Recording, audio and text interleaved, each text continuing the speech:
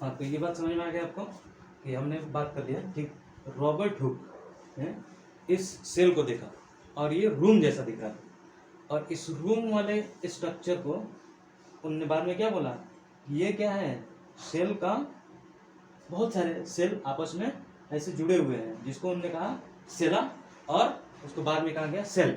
ठीक है, तो हम लोग आगे बढ़ेंगे इसमें।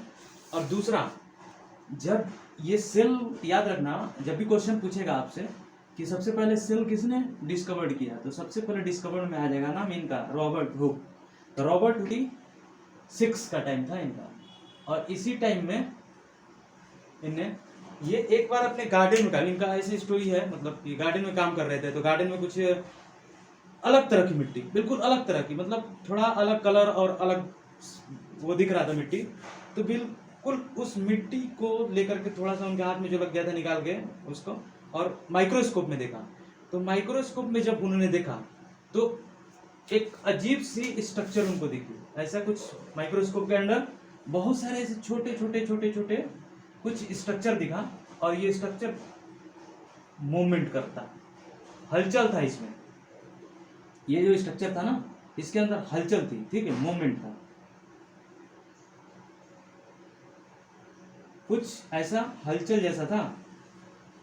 और जब इन्होंने इस स्ट्रक्चर को बहुत ध्यान से देखा तो इसमें कुछ इस तरह का स्ट्रक्चर, ठीक है, ये कुछ इस तरह का था। तो बाद में इनको पता चला, मतलब बाद में ये पता चला कि ये क्या है, कुछ और नहीं, ये बैक्टीरिया थे। ये क्या थे, ये आपका बैक्टीरिया था, जीवाणु जिसको बोलते हैं ना हिंदी में, वही जीवाणु। ये स्ट्रक्चर इस तरीके से था, और इसको लीवेनहॉफ ने देखा तो ये क्या था, लिविंग सेल था, ये डेड सेल नहीं है। पिछली बार जो बताया आपको कॉर्क टिश्यू के अंदर, और रॉबर्ट हुक ने जो देखा वो डेड सेल था, लेकिन ये डेड नहीं है, ये लिविंग है। क्योंकि इसमें हलचल है, मूवमेंट है, ये कुछ कुछ ऐसे, मतलब उसमें कुछ ना कुछ हलचल है। तो आपको समझ में आया कि ये जो लीवेनहॉफ थे, ये जो साइंटिस्ट थे, इनने क्या देखा, इन्हें लिविंग सेल को देखा फर्स्ट टाइम माइक्रोस्कोप के अंदर। इन्हें अपना खुद का माइक्रोस्कोप डिस्कवर किया, और यहाँ से माइक्रोस्कोप, प्रैक्टिकल वाला माइक्रोस्कोप, यहाँ डिस्कवरी, यहाँ से आपको दिखेगा, आपको स्टार्ट हुआ, ठीक। तो इनने खुद का अपना माइक्रोस्कोप इनने बनाया था, और इनको डिस्कवरी भी माना जाता है कि इनने डिस्कवरी किया था, ठीक है, किसका, माइक्रोस्कोप का। और उसमें इनने देखा किस तरह का हलचल।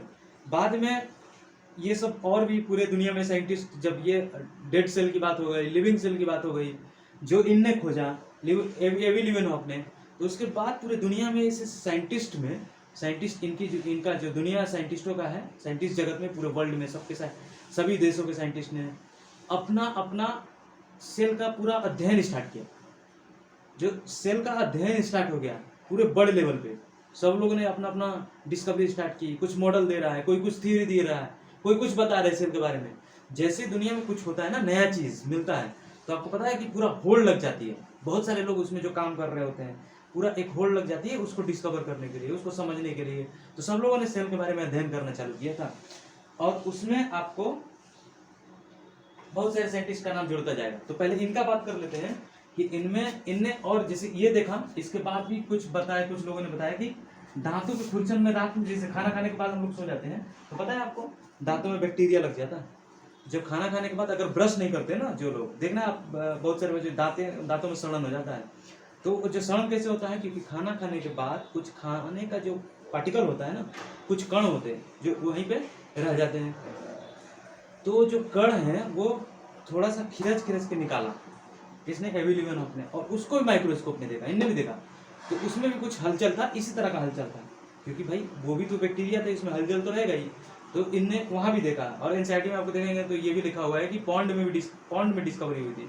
सब इसलिए कहा जाता है कि सबसे पहले जो डिस्कवरी हुई थी ना बैक्टीरिया की, दांतों में ही हुई थी। कुछ कुछ किताबों में ऐसा लिखा हुआ है, हर जगह पे आपको मिलेगा अलग, एनसीईआरटी में लिखा हुआ है पॉन्ड में बैक्टीरिया की डिस्कवरी हुई थी, तालाब में, ठीक, हाँ तालाब के पानी में डिस्कवरी हुई थी। तो अलग अलग जगह पे हमारे लिए क्या इंपॉर्टेंट है, हमारे लिए इतना इंपॉर्टेंट है, क्वेश्चन पूछेगा आपसे कि एवी लीवेनहॉफ जो थे लिविंग सेल की डिस्कवरी किया था इनने। तो लिविंग सेल का डिस्कवरी किसने किया, तो आप इनका साइंटिस्ट का नाम आपको टिक करना है, ठीक। तो ये थे आपके एबी लीवेनहॉक, और इनने बहुत सारी डिस्कवरी की। मैंने बताया आपको कि इन्होंने आपका प्रैक्टिकल माइक्रोस्कोप डिस्कवरी की थी। इन्होंने discovered the many micro organisms, बहुत सारे माइक्रो ऑर्गेनिज्म की डिस्कवरी की, इसलिए फादर ऑफ माइक्रोबायोलॉजी भी कहा जाता है इनको father of microbiology. Microbiology,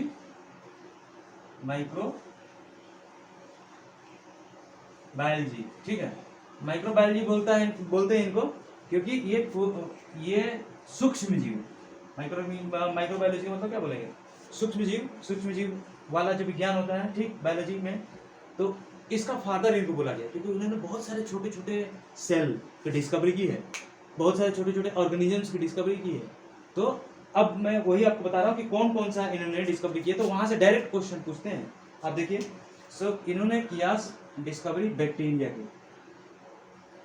bacteria अभी तो बताया तुमको, किस देखा था, कुछ छोटा स्ट्रक्चर था, है ना। ये तो क्या बता रहे थे, यही तो बता रहे थे कि उन्होंने माइक्रोस्कोप में देखा दो छोटे छोटे स्ट्रक्चर थे जिसमें मूवमेंट था, वो क्या था, बैक्टीरिया ही तो था।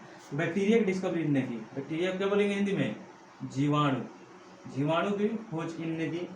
उसके बाद इन्होंने की स्पर्म की खोज। स्पर्म पता है आपको, ये मेल गैमेट होता है। स्पर्म की खोज की, जो मेल गैमेट होता है, ठीक, इसको बोलते हैं शुक्राणु, हिंदी में शुक्राणु बोलते हैं इसको। तीसरे नंबर पे इन्होंने आरबीसी की खोज की। आरबीसी रेड ब्लड सेल, हाँ, लाल रक्त कणिका या फिर कोशिका। लाल रक्त, कहीं कहीं कार्पस्कल्स भी लिखा होता है ना, सेल का मतलब यहाँ पे सी का मतलब कार्पस्कल्स भी लिखा रहता है, मतलब कणिकाएं, कण छोटे छोटे। तो ये इसको क्या बोलेंगे, लाल रक्त कोशिका, ठीक। आरबीसी की भी डिस्कवरी इनने की है। और उसके बाद आपका आता है प्रोटोजोआ की डिस्कवरी की इनने। फोर्थ में प्रोटोजोआ की डिस्कवरी की इनने, ठीक है। ये भी एक लिविंग ऑर्गेनिजम्स है, इसको हिंदी में भी लिख सकते हो आप, ऐसे से इंग्लिश में जो है उसको लिख देते हैं अपन, प्रोटोजोआ, ठीक है। प्रोटोजोआ की भी डिस्कवरी इनने की थी। तो ये आपसे पूछा जाएगा डायरेक्ट क्वेश्चन कि बैक्टीरिया की डिस्कवरी किसने, तो आप हमेशा ही एबी लीवेनहॉक टिक करना है आपको। जब बहुत सारे सेल्स, लाखों करोड़ों सेल्स आपस में जब मिल जाते हैं और इस एक पर्टिकुलर फंक्शन को, एक किसी फंक्शन को परफॉर्म करते हैं, किसी काम को करते हैं मिल करके, सभी एक किसी काम को पूरा करते हैं, तो उसको क्या बोलते हैं हम, उसको बोलते हैं टिश्यू। तो इन्हें टिश्यू के बारे में बात किया, ठीक है। कोई भी सेल्स आपस में मिल करके सिमिलर टाइप की सेल्स टिश्यू बनाती है। तो ऐसे इन्होंने बताया कि बहुत सारे सेल्स होंगे, बहुत सारे सेल्स आपस में मिल करके कोई स्पेशल फंक्शन को, कोई पर्टिकुलर फंक्शन को, किसी काम को कर रहे होंगे, उसको क्या बोलेंगे अपन, टिश्यू बोलेंगे, ठीक है। इसको हम लोग बोलते हैं आपका उत्तक। और ये क्या है, ये किसी सेल से मिलकर के बने, ये group of similar cell, group of similar cell से मिलकर क्या बनता है, टिश्यू। और ये बात कौन बताया था आपको, ड्यूटरोचेट ने बताया था। कब बताया था, 18 सेल है ना, बहुत सिमिलर टाइप के सेल है, आपको नहीं समझना है। ये सिमिलर टाइप के सेल है, ये इसलिए क्योंकि ये स्पेशल फंक्शन को परफॉर्म करने, जैसे मान लो तुम्हारा टिश्यू, तुम्हारा हन, ठीक है, हन मान लो नाक है, नाक का काम क्या है, सूंघने का काम है। कान का काम क्या है, सुनने का काम है, ठीक है। आंख का काम क्या है, देखने का काम है। तो जो आंख के सेल होंगे वो नाक के सेल से बिल्कुल अलग होंगे, क्योंकि नाक का सेल सूंघने के लिए काम कर रहा है, और जो आंख की सेल है देखने के लिए काम कर रहा है, कान की सेल सुनने के लिए, ब्रेन सोचने के लिए, इंटेलिजेंस की बात करते हैं ब्रेन। तो ब्रेन के जो सेल होंगे बिल्कुल अलग होंगे नाक के सेल से, आंख के सेल बिल्कुल अलग होंगे कान के सेल से। क्यों, क्योंकि वो बाकी दूसरे सेल से, आंख के सेल इसलिए अलग होंगे क्योंकि वो देखने का काम करते हैं, ठीक। अब जब वो बहुत सारे सेल, लाखों करोड़ों सेल आपस में मिल जाते हैं, तब हमारा जो आंखों की सेल पूरा एक टिश्यू बनाता है, और उस टिश्यू का काम है क्या, देखने का काम, आ रहा समझ में आपको, या फिर सुनने का काम, कान है तो सुनने का काम, नाक है सूंघने का काम, तो उसको हम लोग क्या बोलते हैं? टिश्यू। ये सेल्स हैं, ग्रुप ऑफ सेल्स, बहुत सारे सेल्स आपस में मिलकर के टिश्यू बनाते हैं, इसको बोलते हैं ग्रुप ऑफ सेल्स। और ये डिट्रोचेट ने बताया था। अब यहाँ तक आकर के आपको ये पता चला कि ये डिट्रोचेट का स्टेटमेंट है, ये इनका स्टेटमेंट है, ठीक, कि कोई भी जो सिमिलर सेल, हाँ, तो रॉबर्ट हुक का नाम सुना, तो उनने क्या बताया था? डेड सेल के बारे में। और उसके बाद हमने एवी लीवेनहॉक को देखा, उनने क्या बताया था? लिविंग सेल के बारे में। और अभी जो हमने डिट्रोचेट का सुना, हाँ, 1824 आते आते, तो उनने बताया क्या कि जो लिविंग ऑर्गेनिजम्स होते हैं, लिविंग ऑर्गेनिजम्स होते हैं वो सेल से मिलकर के बने होते हैं। ठीक है, 1 मिनट हो गया।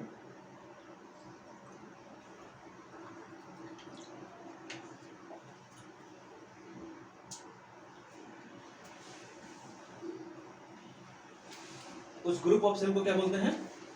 टिश्यू बोलते हैं, ठीक है। हाँ, तो अभी तक जैसे आप लोगों ने क्या देखा, अभी तक जैसे मान लो साइंटिस्ट आते गए अलग अलग, तो उनने क्या बताया आपको कि कोई सेल की जब बात कर रहा है तो ये बोल रहे हैं क्या कि लिविंग सेल है,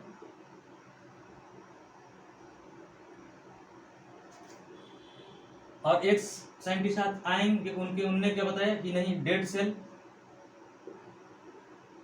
लिविंग ऑर्गेनिज्म किससे मिलकर बना है? लिविंग सेल से मिलकर बना है। और लिविंग ऑर्गेनिज्म किससे बना है? डेड सेल से मिलकर बना है। तो लिविंग ऑर्गेनिज्म डेड सेल से भी मिलकर बना हो सकता है, और लिविंग ऑर्गेनिज्म लिविंग सेल से मिलकर बना हो सकता है, या फिर डेड सेल से मिलकर बना हो सकता है। अभी तक हम लोग को ये बात पता चला। फिर एक साइंटिस्ट डिट्रोचेट आते हैं और बोलते हैं कि नहीं, हम ग्रुप ऑफ सिमिलर सेल्स जो किसी सिमिलर फंक्शन को किसी काम को कर रहे हैं, उसको हम लोग क्या बोलते हैं? टिश्यू। आ रहा समझ में आपको?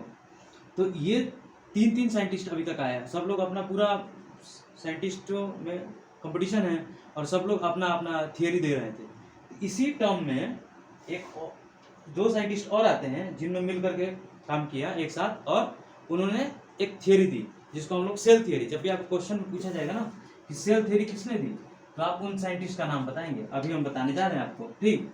तो वो सेल थियरी को उन्हीं का माना जाता है, मतलब उनको ज्यादा वैलिड माना जाता है। सेल थियरी इन्होंने भी थियरी दी है, रॉबर्ट हुक ने भी बताया सेल के बारे में, ठीक है, फादर ऑफ साइटोलॉजी बोल रहे हैं इनके, इसलिए एवी लीवेनहॉक ने भी आपको लिविंग सेल के बताया, लिविंग सेल के बारे में बताया, बहुत सारी डिस्कवरी की, ठीक।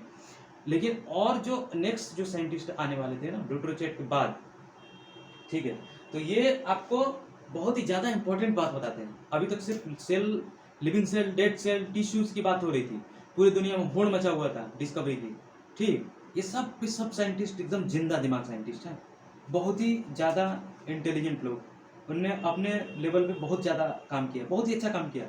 क्योंकि इसके पहले सब लोग ये सोच रहे थे कि भाई सेल से मिलकर बना है, दुनिया में कैसे इंसान बना होता है, कोई भी लिविंग ऑर्गेनिज्म कैसे मिलकर बना कैसे होता है, ठीक है। तो अलग अलग थी पूरे दुनिया में, अलग अलग, कोई बोल रहा है कि नहीं भगवान के पसीने से बना हुआ है, भगवान ने पसीना उनको आया, उन्होंने ऐसा किया और फिर उससे ऑर्गेनिज्म बन गया, लिविंग बन जाते हैं, ऐसे डेड बन जाते हैं, मतलब कुछ भी ऐसा पूरे दुनिया में चल रहा था, ठीक। लेकिन इनने पूरा ऐसे साइंटिस्टों ने देखकर सेल थियरी में सेल को डिस्कवर करके पूरे दुनिया में हलचल मचा दिया। और यहीं से एक साइंटिस्ट का नाम जुड़ जाएगा जिसको हम लोग बोलते हैं अभी सेल थियरी, हाँ, जिसको हम लोग आगे चल के बोलेंगे क्या, सेल थियरी। और ये सेल जो थियरी था इसको देने वाले साइंटिस्ट थे सेल थियरी। आपसे जब भी एग्जाम में पूछा जाए कि सेल थियरी किसने दी थी, तो जो मैं लिखवाने जा रहा हूँ इन्हीं का नाम आपको बताना है, ठीक। हाँ, ये जस्ट सेल थियरी था 1838 में, या तो कोशिका के उत्पाद से। ये जो स्टेटमेंट दिया ना, इसके बाद ही समझ में आने लगा कि लिविंग ऑर्गेनिज्म, सेल की डिस्कवरी करने से सिर्फ पता नहीं चल रहा था कि लिविंग ऑर्गेनिज्म किससे मिलकर बना है, लेकिन सेल्डेन एंड स्वान जैसे साइंटिस्ट के आने के बाद ये बात आपको 1838 में पता चला, 39 में पता चला कि जो लिविंग ऑर्गेनिजम्स है या तो सेल से मिलकर बना होता है, या फिर बहुत सारे सेल के प्रोडक्ट से मिलकर बना होता है। जैसे मान लीजिए सेल है और सेल जब डिवाइड होगा तो बहुत सारा टिश्यू, तो बहुत सारा सेल आपस में बनेगा, और ये जब सेल थे इस तरह मिलकर टिश्यू बनाते हैं, तो सेल बहुत सारे सिमिलर टाइप के सेल से मिलकर क्या बनेगा, टिश्यू। इनका ये स्टेटमेंट का मतलब था कि बहुत सारे सेल होंगे, उससे मिल करके डिवाइड होगा और जो मिल करके क्या बनेगा, टिश्यू बन जाएगा। और ये टिश्यू जो होते हैं ना, बहुत सारे टिश्यूज हो गए, उसको मिलकर के टिश्यू सिस्टम बनाते हैं, टिश्यू सिस्टम बनाते हैं। और ये टिश्यू सिस्टम से मिलकर के क्या बनेगा, ये आपका कोई भी ऑर्गन बनेगा, अंग, ऑर्गन बनेगा। और ये ऑर्गन से मिलकर क्या बनेगा, ऑर्गन सिस्टम बनेगा। और इससे मिलकर के पूरी बॉडी बन जाती है, ठीक है, एक लिविंग बॉडी बन जाती है, एक लिविंग बॉडी बन जाती है। तो इस तरीके से शेरडन एंड स्वन ने बताया आपको कि जितने भी ऑर्गेनिजम्स हैं, या तो वो सेल से मिलकर बने हैं, या तो ये सेल के प्रोडक्ट से मिलकर बने हैं। और ये सेल का प्रोडक्ट क्या था, ये जो इतना वाला पार्ट है ना, टिश्यू सिस्टम, ऑर्गन सिस्टम, ठीक है, अंग, ये सब से मिलकर इसी को बोलते हैं प्रोडक्ट ऑफ सेल्स। तो इनका ये स्टेटमेंट था शेरडन एंड स्वन का कि जितने भी लिविंग ऑर्गेनिज्म होते हैं वो सेल से मिलकर बने होते हैं या फिर सेल के प्रोडक्ट से मिलकर बने होते हैं। ये इनका पहला स्टेटमेंट था। इन्हें दूसरा स्टेटमेंट भी दिया था शेरडन एंड स्वन ने, तो इनके दूसरे स्टेटमेंट की भी बात अपन कर लेंगे, ठीक है। शेरडन एंड स्वन का दूसरा स्टेटमेंट ये था कि जितने भी लिविंग ऑर्गेनिजम्स हैं, या तो वो सेल के प्रोडक्ट से मिलकर बने होते हैं, ये तो हमने बात किया। लेकिन दूसरा स्टेटमेंट था कि जितने भी लिविंग ऑर्गेनिजम्स हैं, या तो वो एक सेल से मिलकर बने होंगे या फिर मल्टीपल सेल से मिलकर बने होंगे, बहुत सारे सेल से मिलकर बने होंगे, ठीक। ये शेरडन एंड स्वन का दूसरा स्टेटमेंट था।